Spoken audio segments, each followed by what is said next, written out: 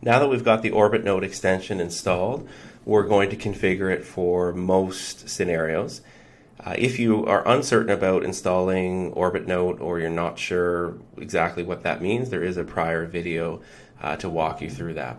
However, I'm going to go and find it here on my menu bar. In the last video, I showed you how to use the option here to pin it to your menu bar, and I dragged it into this position. So I can now simply click on it, and what it's going to do is launch into the dashboard for OrbitNote, where I can configure this or make this work for me. And so a couple of things that you'll notice here. The first thing is just a reminder that the TextHelp PDF reader is now OrbitNote. It's more than a rebrand. There are some new options in here and some things that I think they're going to build in future updates. So a couple things to note here. If you are looking for extra support, you can go there. That will take you out to the TextHelp PDF reader support webpage. I'll click on that just quickly, and I even said it there, PDF reader, OrbitNote, TextHelp page, and there are some help files in here, some frequently asked questions, things that are potentially going to be of interest to you if you are new with this extension. They do have a very simple and quick video that they've got here on a playlist that I'm sure, because this is so new, this one was released just 6 days ago, they will, I'm sure, be updating this playlist and adding more content. And then obviously if you haven't yet installed the extension, you can do that here. There's a couple of ways to do that. So with that in mind, that's the dashboard, and that's what we get when we do a left click on that OrbitNote icon. I will talk a little bit about these options, dragging a PDF here or opening one from Google Drive in a future video.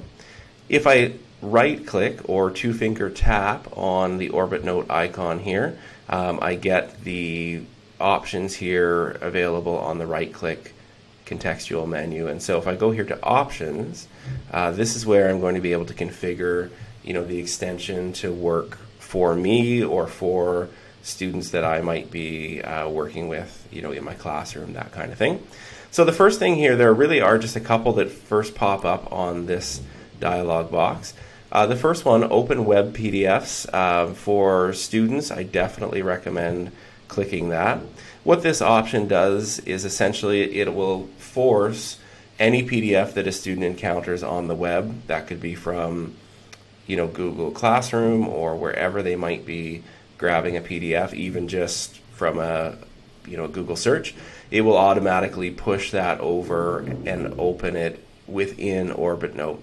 So what that does is it allows students to have the toolbar available within OrbitNote for text-to-speech, the dictionary options, all of the things that I will show you again in future videos around the features that are available there. So if you want to have that as an option, I would suggest it for most students, certainly. If you are an educator or an adult in a classroom, you may decide that you don't want to have that on, and certainly that's the way I leave my own OrbitNote. I don't necessarily want to wait the extra couple of seconds to have OrbitNote load for every single PDF that I open. When I demonstrate things with students, from my own device or from a device where I'm logged into Chrome, then I just toggle that back on. The other option here, again, is one that I would leave on certainly for students, and even my own settings, I've left this on. And this is the integration that we get with Google Classroom. So any PDFs that are loaded to Google Classroom, if this is checked, it means that it's going to load them directly into OrbitNote. It won't ask, it will just automatically do it, which I think certainly when I'm showing things on a panel in the classroom, I like to leave this one on, and I think it's definitely a leave on for students. So I'm going to click out of this section here and just make sure that we walk through a couple of the little things that are available here. Every once in a while, for some reason, you'll find your OrbitNote may stop loading PDFs or not behave in the way that you think it should.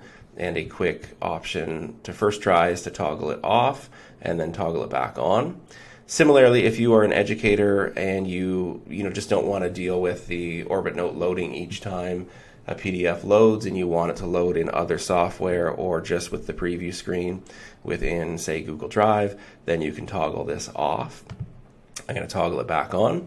And then down below here, under site access, this is where we can toggle or select, specific sites that we want to have it load PDFs from, or simply when we are, clicking on PDFs, that kind of thing. I usually leave this just on all sites and then control it with those other options. I do usually recommend, especially for students, that you toggle on allow access to file URLs. And this sometimes comes up in shared links that are PDF, where the content is PDF. So it could be an email or a shared link from a Google Drive. Doing this seems to make this pretty bulletproof in terms of getting it opened in OrbitNote. And then the other thing here, if you ever need to reconfigure or you're in this section already, this will bring up just those first two options that were available to us when we first clicked in with a right click or two-finger tap on the OrbitNote icon up at the top. So those are a couple of the options that I would recommend having toggled on or set and ready for students. I think that covers most of what I would recommend for students and or for educators. Again, if you're ever having trouble with the extension, there are other ways to remove it. You have that option down here at the bottom.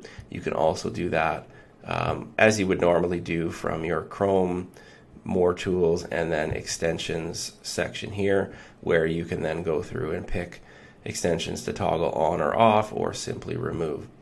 So again, I hope that's helpful. In a few other upcoming videos, we'll walk through all of the features and how we would use this in a classroom setting.